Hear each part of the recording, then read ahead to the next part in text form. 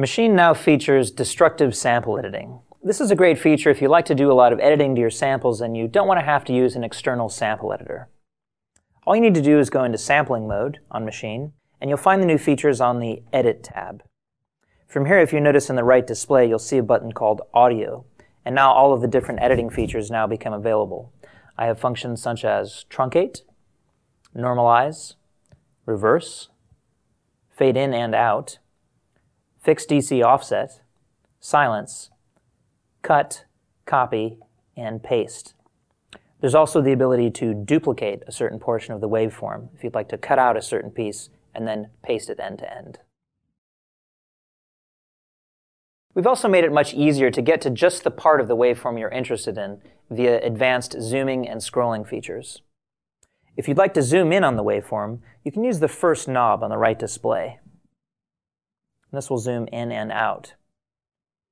The knob directly to the right will allow you to actually scroll through the waveform. So after you've zoomed in, you can then pinpoint exactly the part you're looking for.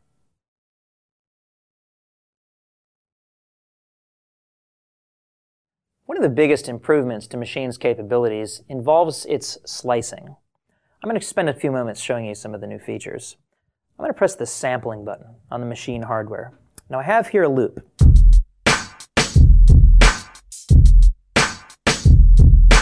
And I'd like to slice that up.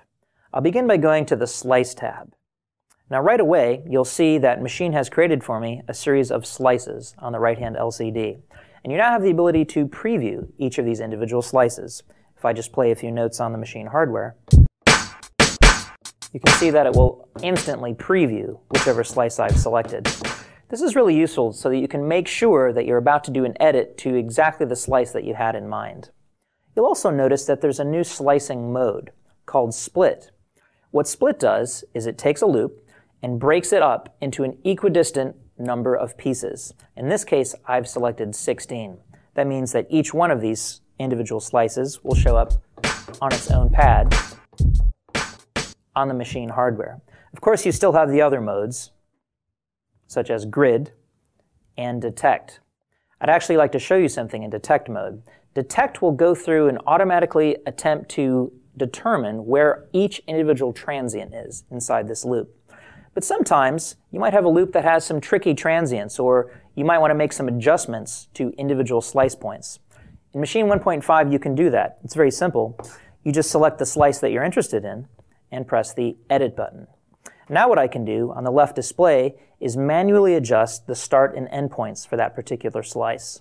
You might want to zoom in to get a little finer detail. And I'll just change the endpoint slightly, like so. Of course, I can do that to any of the slices in the manual detect mode. If I decide that there's a slice that's been detected and I'd like to remove it altogether, I can do that too. I have a Remove button here. Pressing that will actually remove that entire slice from the loop. And now you can feel free to make adjustments to any of the other slices and continue. Machine now gives you the option to import Rex files. You do this by going to the Disk tab in the browser and selecting the corresponding Rex file. You can either drag and drop it onto the intended group, or just double-click it to import it to the selected group. It will also create a sequence that will automatically play the individual slices.